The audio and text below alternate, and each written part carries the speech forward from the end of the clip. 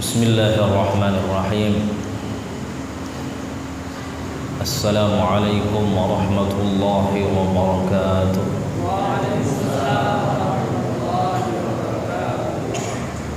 Alhamdulillah, alhamdulillahi rabbil alamin.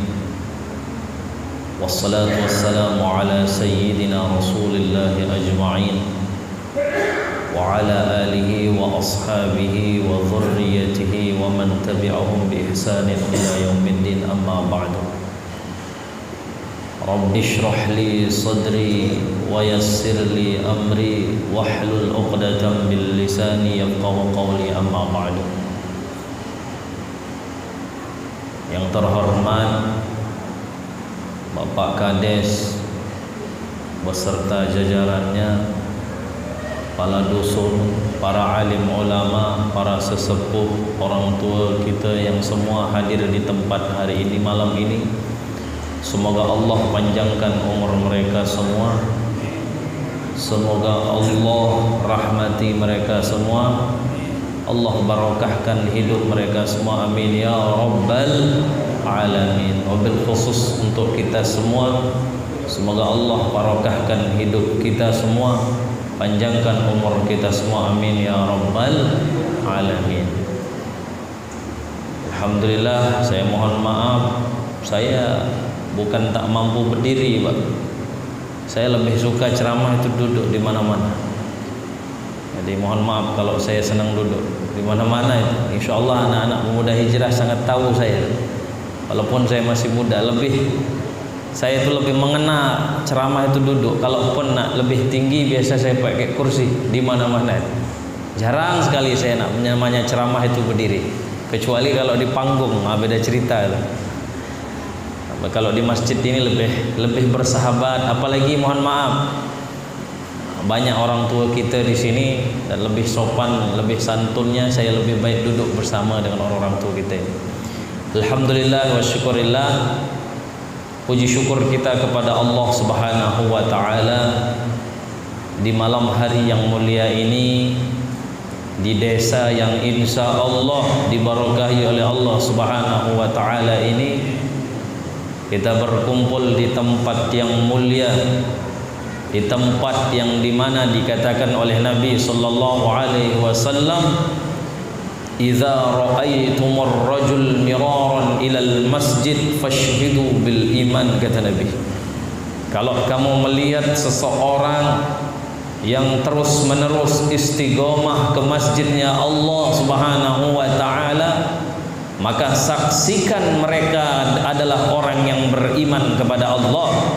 Dia adalah orang yang beriman kepada Allah. Kalau dia laki-laki, ibu-ibu sekalian, dialah sosok yang terbaik. Kalau anda punya anak perempuan, merekalah yang terbaik menjadi pendamping hidup daripada anak-anak perempuan anda.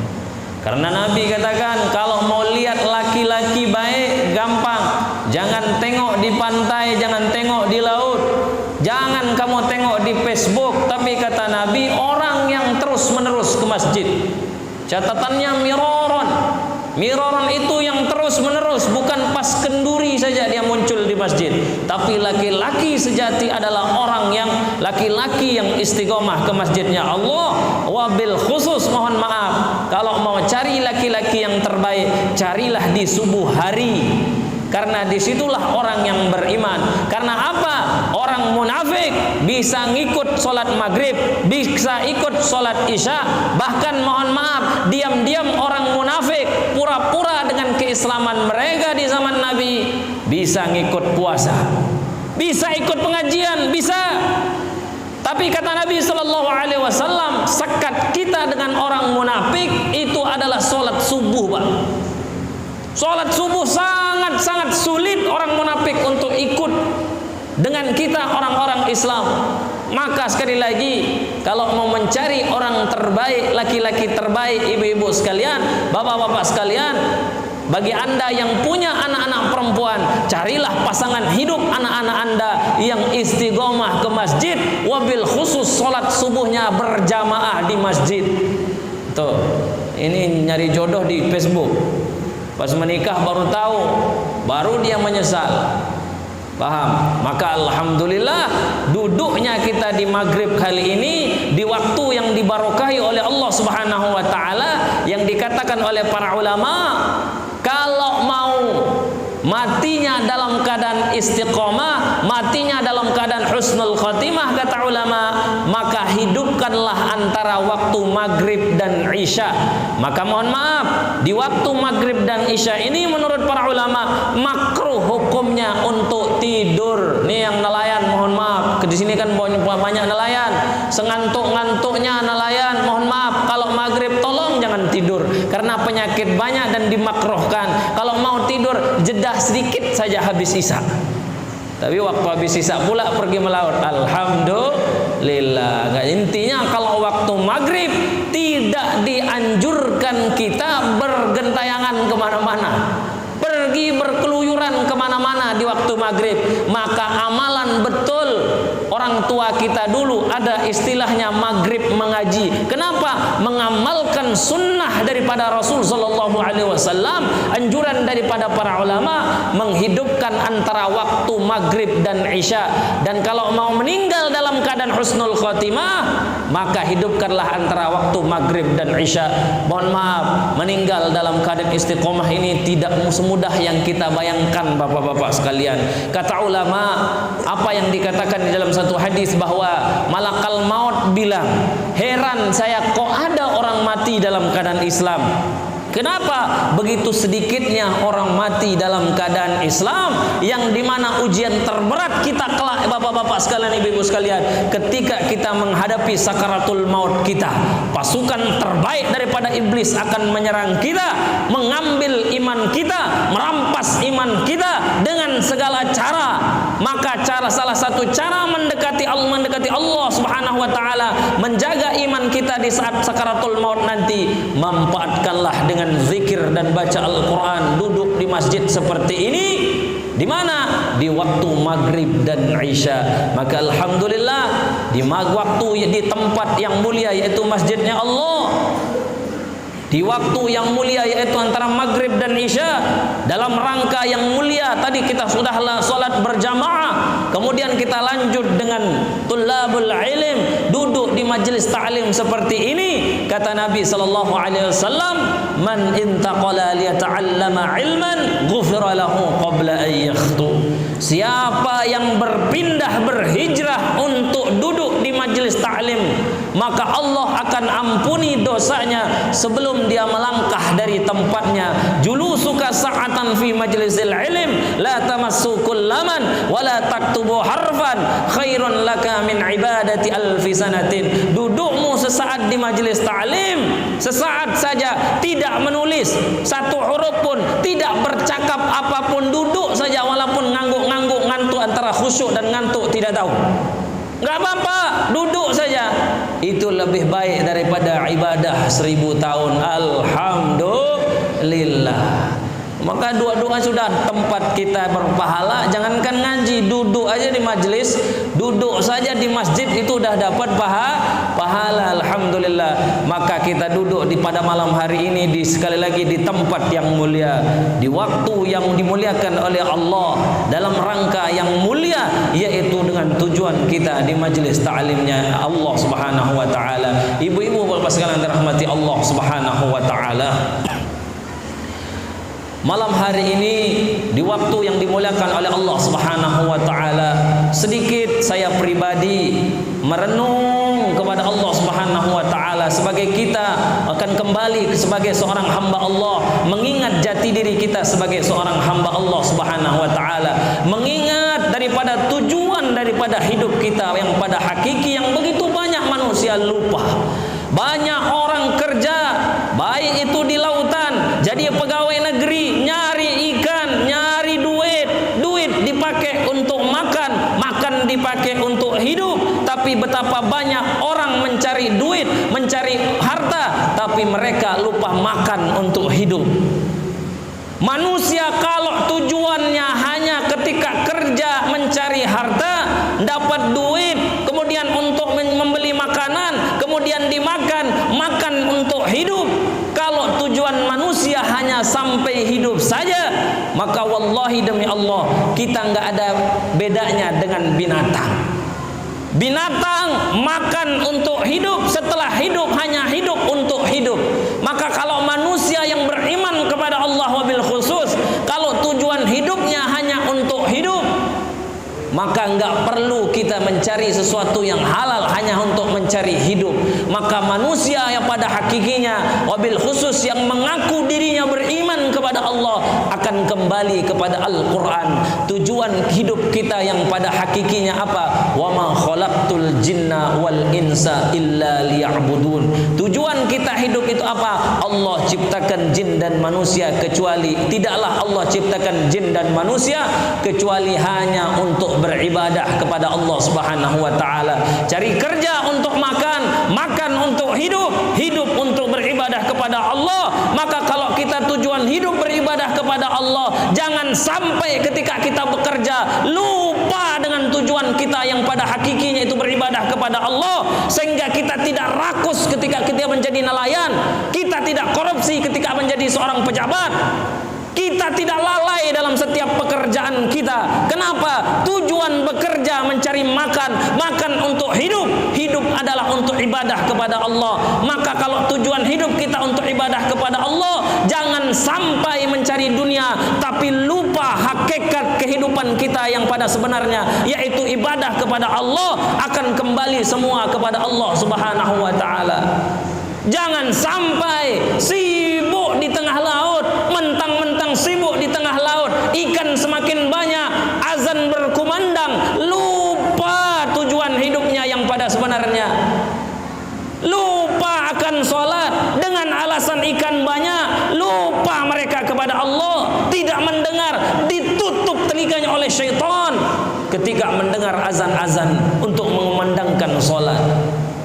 Padahal begitu dahsyatnya solat, ibu-ibu bapak sekalian dirahmati Allah, sampai-sampai Nabi katakan as-salatu imaduddin, solat adalah tiang agama. Maka tidak sah seorang muslim mengaku dirinya Islam tapi meninggalkan solat. As-salatu imaduddin, solat adalah tiang agama.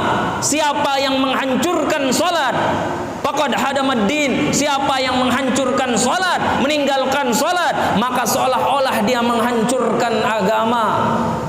Bahkan di dalam hadis yang lain diceritakan, man tarakas shalah muta'ammidan faqad kafara jiharan, siapa yang meninggalkan salat secara sengaja maka dia telah kafir secara nyata. Bahkan di dalam hadis yang lain diceritakan al-ahdu bainana wa bainahum as-shalah faman tarakahum faqad kafara. Perjanjian kita dengan mereka yaitu orang-orang musyrik, batasan kita dengan orang-orang musyrik adalah salat. Siapa yang meninggalkan salat wabil khusus secara sengaja, demi Allah dia telah kafir, kata Nabi sallallahu alaihi wasallam. Maka Imam Syafi'i rahimahullah di dalam satu riwayat beliau mengatakan di dalam mazhab Syafi'i, orang kalau minum minuman keras, bapak-bapak ibu-ibu sekalian, orang kalau minum khamr siksaannya 40 kali cambukan. Orang kalau berzina, wabil khusus yang anak-anak belum menikah, ketika kemudian dia berzina, cambukannya hanya 100 kali, 80 kali. Tapi kalau orang meninggalkan salat di dalam kitab-kitab fikih, wabil khusus kitab-kitab bermadzhab Syafi'i, hukumannya adalah hukuman penggal kepala. Kenapa kok sampai segitunya? Karena salat merupakan tiang agama. Kalau orang minum minuman keras cambukannya hanya 40 kali, tapi salat justru dipenggal kepalanya. Bahkan kalau ada orang salat, jangankan enggak salat, dia salat saja kata ulama, tapi mempercayai, sekarang udah banyak nih, di mana-mana udah mulai tersebar. Kalau ada orang bilang salat tidak wajib, salat 5 waktu tidak perlu, maka dia telah kafir secara akidahnya. Di dalam kitab Sulamut Taufik, di situ diterangkan bahwa salah satu yang menyebabkan manusia murtad bukan saja hanya mengatakan dia diri orang kafir, tapi jangankan orang enggak sholat, ibu-ibu sekalian, orang rajin sholat, tapi kalau mengatakan sholat 5 waktu tidak wajib, maka demi Allah dia telah keluar dari akidah agama Islamnya sendiri. Maka kata Imam Syafi'i, kalau ada orang yang mengaku Islam tapi tidak percaya sholat 5 waktu wajib, nanti kalau mati jangan kuburkan mereka dengan pemakaman orang-orang Islam. Kenapa kok sampai sekeras itu Islam dalam perkara sholat? Karena begitu dahsyat dan pentingnya sholat. Maka sengaja saya di sini nggak membahas tertentu yang berat-berat, karena ini yang sering sudah mulai ditinggalkan, wabil khusus anak-anak kita. Begitu banyak saya mengisi pengajian anak-anak SMK, SMP, apalagi SD. Ketika saya tanya mereka begitu banyak meninggalkan sholat. Apa peran orang tua mereka? Al-Imam Al-Ghazali di dalam kitab Ihya Ulumuddinnya sampai mengatakan apa? Ada orang tua nanti di akhirat, bapak-bapak, ibu-ibu sekalian, udah nyentuh tuh. Orang tuanya rajin sholat, rajin ke masjid, rajin ibadah kepada Allah. Tapi ketika itu dia rajin ibadah kepada Allah, sudah melewati titian Siratul Mustaqim, udah menyentuh daripada pintu surganya Allah, tiba-tiba datang panggilan dari belakang, ya Rabb, khudli haqqana bihadzal zalim. Berikan haknya aku kepada si zalim ini dari si zalim ini. Orang tua ini nengok dari belakang, siapa yang bilang saya zalim? Padahal dia rajin salat, rajin ibadah, rajin zakat, rajin sedekah. Ada panggilan dari belakang, dia zalim. Ternyata yang dia tengok siapa? Anaknya sendiri. Maka ketika dia tengok anaknya sendiri, orang tua ini berkata, anakku, harta sudah aku beri, rumah sudah aku beri. Bahkan ketika bapak meninggal, engkau yang mengambil seluruh harta bapak. Tapi kenapa engkau bilang bapak zalim? Padahal bapaknya rajin sholat.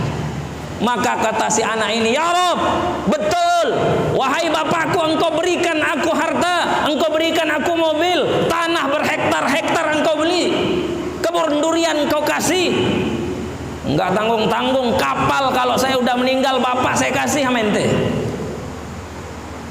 Maka kata si anak, betul, engkau kan kasih saya semuanya, tapi satu hak yang belum engkau berikan kepadaku, engkau tidak ajarkan saya ilmu agama.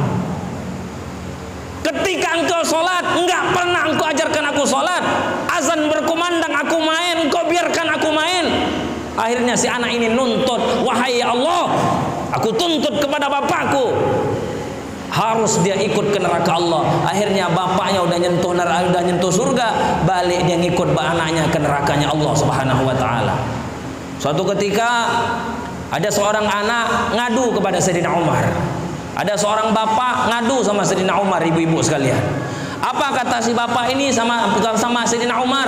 Wahai Amirul Mukminin, anak saya durhaka, sering lawan kepada orang tua.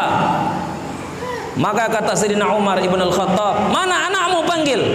Ketika anak ini dipanggil, demi Allah, wahai si budak, bagaimana dengan bapakmu? Apakah kamu diberikan ibu yang terbaik oleh bapakmu? Ibu saya nggak pernah sholat. Apakah bapakmu memberikan nama yang terbaik? Mohon maaf, nama lebah saya diberi. Jadi kewajiban orang tua kepada anak, pertama memberikan ibu yang terbaik kepada anak kita. Maka orang tua yang belum menikah anak-anaknya, pilihkan mereka ibu-ibu yang terbaik kalau kita punya anak laki-laki. Kalau kita punya anak perempuan, pilihkan mereka pasangan yang terbaik. Karena itu kewajiban kita sebagai orang tua. Yang kedua, kewajiban orang tua kepada anak, yaitu memberikan daripada nama yang terbaik. Jangan nama-nama yang aneh. Ini kebanyakan anak-anak sekarang nama pemain bola dikasihnya, Pak. Padahal orang kafir.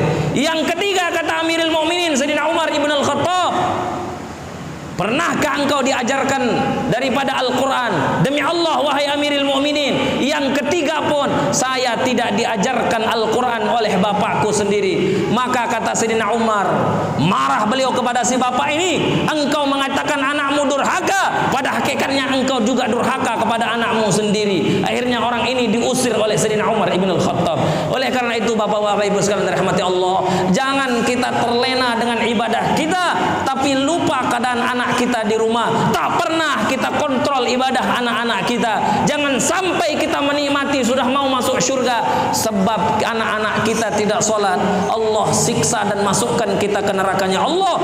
Bisabab apa? Sebab kita membiarkan anak-anak kita itu dalam keadaan tidak sholat, dalam dalam keadaan mereka lalai dan bermaksiat kepada Allah Subhanahu wa taala. Bapak-bapak sekalian dirahmati Allah, ibu-ibu sekalian dirahmati Allah.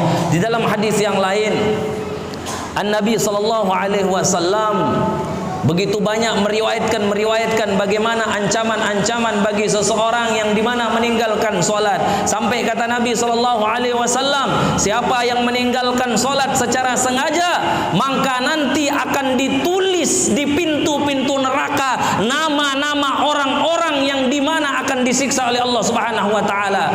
Bahkan di dalam kitab Irsyadul Ibad dikatakan ada beberapa hal tahap siksaan bagi orang-orang yang meninggalkan solat. Bapak-bapak, ibu-ibu sekalian dirahmati Allah, fase di dunia sakaratul maut, ketika mereka di alam kubur dan dibangkitkan di padang mahsyar, bahkan sampai ke neraka Allah Subhanahu wa taala. Siksaan bagi orang yang meninggalkan salat di dunia, akan dicabut dari mukanya mereka itu keberkahan cahaya daripada salat itu sendiri.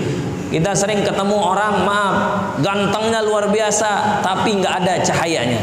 Sebaliknya, rajin ke laut, kadang-kadang mukanya kelihatan hitam tapi cahayanya keluar karena barokah salatnya. Kemudian di dunia akan dihilangkan dari doa-doa orang-orang muslim, doa-doanya orang soleh, akan dicabut dari kadar keberkahan hidupnya. Ketika dia sakaratul maut nanti, orang-orang yang meninggalkan salat, kata para ulama, kata Nabi di dalam kitab, kemudian dijelaskan di dalam kitab Irsyadul Ibad, bahwa di antara siksaan bagi orang yang meninggalkan salat ketika sakaratul maut, nanti akan dimatikan dalam keadaan haus yang luar biasa. Sampai kata ulama, seandainya orang yang meninggalkan salat ini hausnya luar biasa, nanti diberi minum seluruh air di muka bumi, nggak akan berhenti kehausannya. Yang berikutnya akan dimatikan dalam keadaan sakaratul maut mereka dalam keadaan lapar yang sangat dahsyat. Sampai laparnya luar biasa, nggak pernah ada orang lapar seperti laparnya orang sakaratul maut yang begitu sering meninggalkan sholat secara sengaja. Kemudian belum sampai di sana, masuk di alam kubur. Orang-orang yang sering meninggalkan sholat, bapak-bapak, ibu-ibu sekalian dirahmati Allah, nanti akan berjumpa dengan satu ular bernama Suja'ul Aqra. Suja'ul Aqra ini gigi bawahnya sampai hidung, gigi atasnya sampai dagunya. Matanya merah, kemudian ujung ekornya tajam begitu seperti tongkat, akan menyiksa orang-orang yang meninggalkan sholat. Ditancapkan ekornya dari pantat keluar daripada mulutnya nanti orang-orang yang sering meninggalkan sholat. Itu belum menghadap daripada nerakanya Allah Subhanahu wa taala. Ibu-ibu, bapak sekalian dirahmati Allah Subhanahu wa taala, ada satu kisah yang diceritakan di dalam kitab Fawaidul Mukhtarah. Di zaman ulama salaf terdahulu, ada seorang perempuan yang meninggal. Orang perempuan ini ketika meninggal dikuburkan oleh seseorang, abangnya juga ada di situ. Jadi ketika dia dikubur orang perempuan ini, tiba-tiba dari salah satu jamaah yang menguburkan, yang pengantar jenazah, maaf, ada hartanya yang ketinggalan. Duit zaman dulu kan berbentuk emas, ketinggalan di dalam kubur, nggak dibongkar. Sayang, nak dibongkar kubur orang. Akhirnya terpaksa kubur yang sudah ditutup rapi, udah dibacakan talqin, dibongkar balik.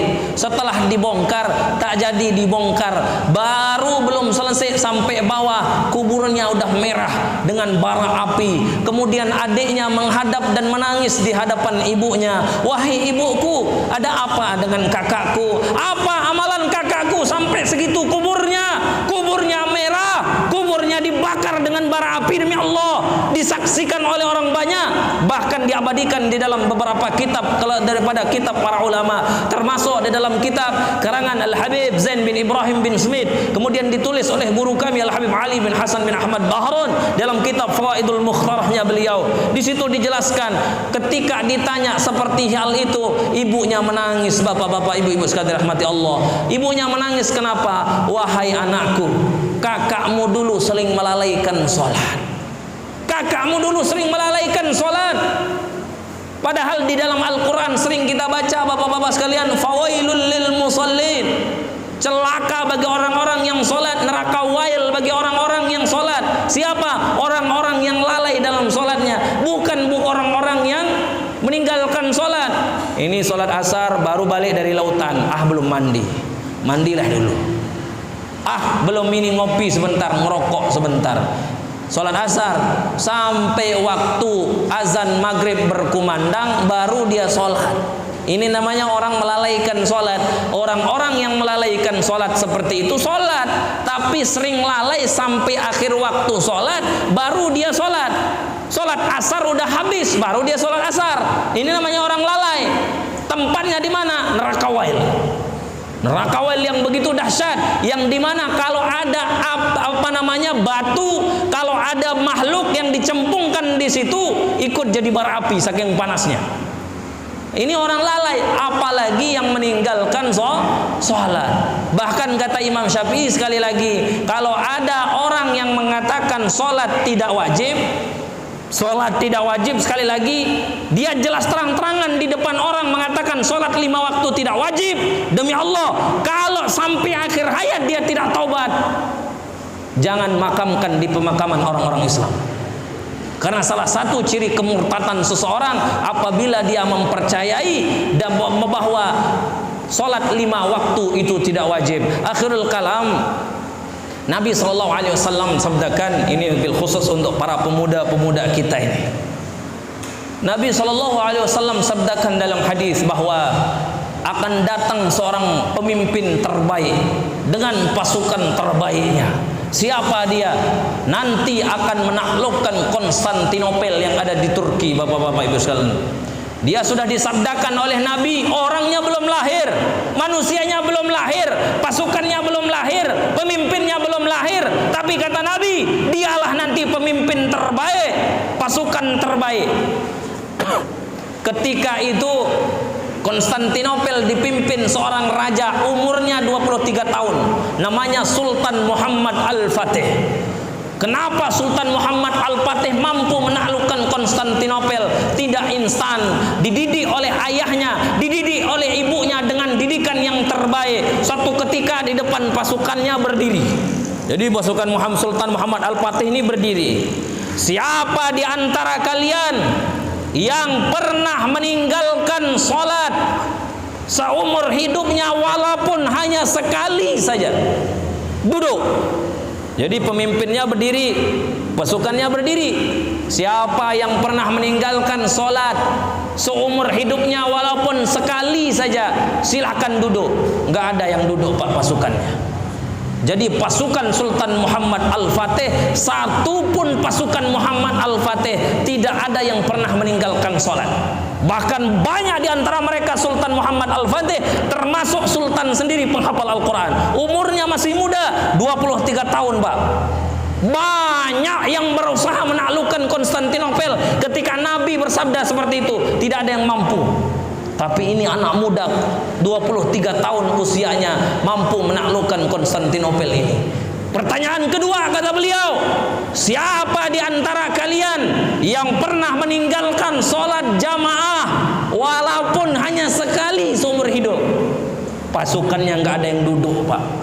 Jadi pasukan Muhammad Al-Fatih dan Muhammad Al-Fatih itu sendiri, pasukannya tidak pernah ninggalin sholat, pasukannya nggak pernah ninggalin sholat jamaah, walaupun itu sholat jamaah subuh. Makanya jadi generasi yang terbaik. Pertanyaan ketiga kata beliau, siapa di antara kalian yang pernah meninggalkan sholat sunat rawatib walaupun hanya sekali seumur hidup? Baru beberapa orang yang duduk pak, tapi tak banyak. Artinya apa? Pasukan terbaik yang disabdakan Nabi, orangnya belum lahir, pasukannya belum lahir, rajanya belum lahir, pasukannya belum lahir. Kata Nabi, dia nanti raja terbaik, kemudian pasukan terbaik. Pertama, tidak pernah ninggalin sholat seumur hidup walaupun hanya sekali. Itu pasukan Sultan Muhammad Al-Fatih yang dalam sejarahnya ketika beliau bertanya seperti ini di hari Jumat, dan tercatat di dalam sejarah sebagai sholat Jumat terbesar di muka bumi.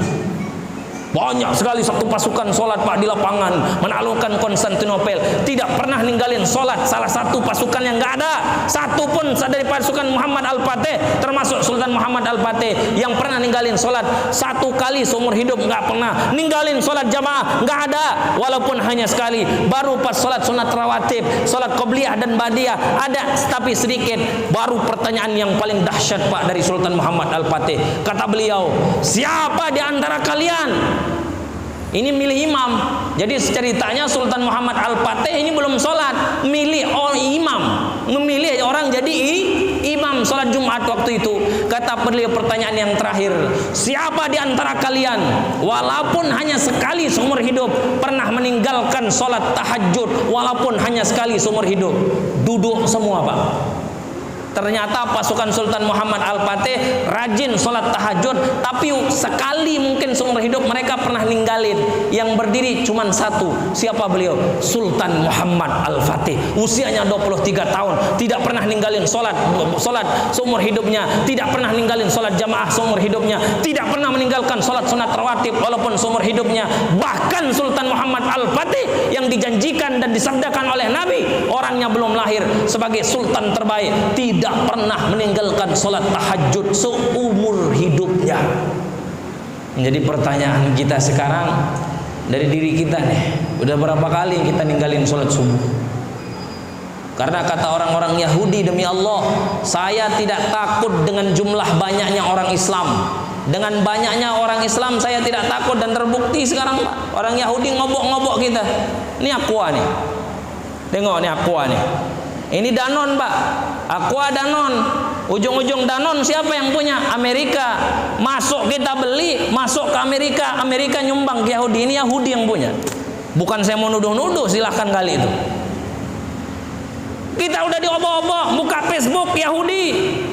Kata orang Yahudi, aku tidak takut dengan jumlahnya orang Islam, dan terbukti kita diobok-obok sekarang. Yang saya takuti dengan jumlahnya umat Islam yang sholat berjamaah subuh. Saya paling takut nanti ketika umat Islam sholat subuh dengan sholat Jumat sama banyaknya, gentar musuh-musuh Allah. Tapi nyatanya ini berapa orang Pak kalau sholat subuh? Mudah-mudahan 2 sop 3 sop sampai Pak ya. Amin ya rabbal alamin. Jadi Pak Kades, mohon maaf, kalau mau desanya maju gampang, sholat subuh makmurkan, insya Allah desa maju. Tapi kalau sholat subuh jangankan 2-3 sop, tapi kalau cuma 5 orang jangan harap Islam akan maju. Karena kata orang Yahudi, aku tidak takut dengan jumlahnya orang Islam, tapi yang saya paling gentar, kata orang Yahudi, ketika sholat subuhnya orang Islam sama banyaknya dengan jumlah sholat Jumatnya orang Islam. Allahu Akbar. Jadi PR kita masing-masing. Ini pemuda hijrah nih, saya tanya, kalau saya tanya mungkin duduk semua. Siapa yang pernah ninggalin sholat walaupun sekali seumur hidup? Insya Allah nggak ada yang berdiri satupun. Apalagi sholat jamaah, apalagi tahajud. Allahu Akbar. Mungkin sebulan sekali pun jarang. Tapi intinya ini ngajarkan pribadi saya dan kita semua. Ayo kita bangkitkan Islam kita, nggak usah mulu-mulu. Maka ketika anak-anak ini nanya apa judulnya, nggak usah berat-berat. Saya bahas sholat aja, karena inti percuma bahas puasa zakat, tapi kalau sholat anak-anak ini tidak baik, hancur kita punya agama. Maka perhatikan ibu-ibu sekalian, jangan sampai ibu-ibu enak di masjid, pegang tasbih la ilaha illallah, anak di rumah nggak diajak ke masjid. Maka saya pernah survei Pak di Lingga wabil khusus, nggak usah bahas Indonesia deh, terlalu luas. Sekarang mohon maaf, penduduk zaman sekarang Lingga wabil khusus lebih banyak anak muda, anak kecil, atau orang tua? Lebih banyak anak muda atau orang tua kira-kira? Anak sekolah, satu sekolah aja di SMK Pak udah 300-an, SMA itu hampir 400-500-an. Lebih banyak anak muda. Yang jadi pertanyaan saya, kalau lebih banyak anak muda, sekarang kita tanya kepada diri kita masing-masing, bagaimana keadaan masjid kita? Lebih banyak anak muda atau orang tua? Kalau orang tua yang lebih banyak, apa jadinya kita punya generasi masa depan? Hancur Islam di masa depan di Kabupaten Lingga kita. Maka sering sudah saya sampaikan ini semua, nggak usah muluk-muluk bahasa agama, sholat udah cukup. Maka kawan-kawan jemaah tabligh saya itu sangat setuju. nggak usah mulu-mulu ngajak sholat jamaah. Kadang-kadang disiram sama apa namanya, bacodokan. Ya Allah, kasihan Pak. Kalau mereka ngajak sholat ikut. Kalau mereka cara dakwahnya salah, diingatkan bukan diusir. Kalau masjid gara-gara mereka kotor, suruh bersihin bukan diusir. Itu udah bagus. Maka kata Syekh Yusuf Qaradawi, mohon maaf, kalau mau Islam maju nggak bisa kita rebut teknologi Pak, karena semua teknologi udah dimiliki oleh mereka. Facebook Yahudi punya, Google sudah Yahudi, teknologi udah direbut sama mereka semua. Cara kita mereka merebut daripada agama kita sederhana, dakwah seperti ini, ajak orang untuk sholat. Bayangkan kalau Presiden Amerika masuk Islam Pak, apa jadinya kalau Presiden Amerika masuk Islam? Gemetar dunia, isi dunia. Apa jadinya kalau pangeran pengganti Ratu Elizabeth sekarang masuk Islam dengan dakwah, orang dakwah pergi sampai ke pangeran Inggris, pangeran Inggris masuk Islam. Allahu Akbar, berubah dunia Pak. Maka kalau mau daripada agama kita jadi kuat, berubah, sulit untuk merebut teknologi, dakwah akan bisa merebut teknologi kita. Kita bayangin kalau Presiden Amerika masuk Islam, kalau Presiden Inggris, Raja Inggris, Perdana Menterinya masuk Islam semua. Allahu Akbar, hidup kita punya agama. Allahu a'lam bisawab. Intinya yang pada akhir ceramah saya ini tak tahu ini panjang atau singkat tak tahulah. Yang penting saya sudah sampaikan. Ini peringatan kepada diri saya sendiri. Ayo kepada khitah kita sebagai seorang manusia. Tujuan kita hidup, kita kerja untuk cari makan, makan untuk hidup, hidup untuk ibadah kepada Allah. Kalau hidup hanya untuk hidup, kita nggak ada bedanya dengan binatang. Yang terakhir daripada akhirul kalam saya, ada satu kisah menarik, tapi jangan tersinggung Pak ya, jangan tersinggung. Memang terkenal kalau saya didabuk saya paling kasar Ustaz, karena saya gondrong sengaja. Memang ginilah apa namanya khasnya saya. Jadi jangan tersinggung. Sapi berkata Pak, apa kata sapi? Ya Allah, syukur saya diciptakan jadi sapi, daging saya banyak bisa dipakai untuk kurban daripada saya jadi kambing, kata si sapi. Maka kambing dengar, ya Allah, nggak apa-apa, saya tak jadi sapi nggak apa-apa, daging saya sedikit daripada sapi nggak apa-apa, tapi saya bisa jadi kurban, bisa jadi akikah. Daripada jadi ayam nggak bisa dipakai kurban. Ayam denger, kata si ayam, ya Allah, nggak apa-apa saya jadi ayam, daging saya sedikit, tidak bisa dipakai untuk kurban, tidak bisa juga dipakai akikah, tapi alhamdulillah minimal jadi kenduri, halal daripada jadi babi katanya. Babi haram, syarrud dabbah. Si babi sedih dengarnya, ya Allah, engkau ciptakan saya sebagai syarrud dabbah, katanya Nabi. Syarrud dabbah itu apa? Binatang paling buruk di muka bumi itu babi Pak. Kenapa? Dia kotoran, dia berak, makan beraknya sendiri. Ibunya juga kawin dengan ibunya, nggak peduli dia mau ibunya mau neneknya, kawin aja, itu babi. Maka di zaman Nabi Nuh, yang membersihkan kapal Nabi Nuh dalam riwayat itu babi. Kata babi, saya memang binatang paling terburuk ya Allah, tapi alhamdulillah ya Allah, saya bersyukur kepada Allah, saya masih lebih baik daripada manusia ngaku dirinya Islam tapi mereka tidak sholat. Jadi kalau orang nggak sholat lebih buruk daripada nggak usah dijawab, nanti saya dituduh kasar. Ya, jadi itu intinya. Ayo kita kembali sholat, kembali ramaikan masjid. Mudah-mudahan kita maju ya daripada agama kita. Wallahu a'lam bissawab. Semoga kita barokahi hidup kita semua, dan mohon maaf kalau kadang-kadang keluar kata-kata saya yang kadang-kadang kotor, kadang-kadang salah, itu khilaf daripada diri saya sendiri. Kalau ada kata-kata saya yang benar, itu datangnya dari Allah Subhanahu wa taala. Wabil khusus kepada orang tua saya yang sudah tua-tua di sini, saya diajarkan oleh guru-guru saya untuk adab. Mohon maaf, saya masih muda mencermai antum semua, tokoh-tokoh agama. Saya mohon maaf kalau ada khilaf di antara saya, apa yang saya bicarakan kalau salah. Wallahu a'lam bissawab. Subhanakallahumma wa bihamdik, asyhadu an la ilaha anta astaghfiruka wa atubu ilaik. Assalamualaikum warahmatullahi wabarakatuh.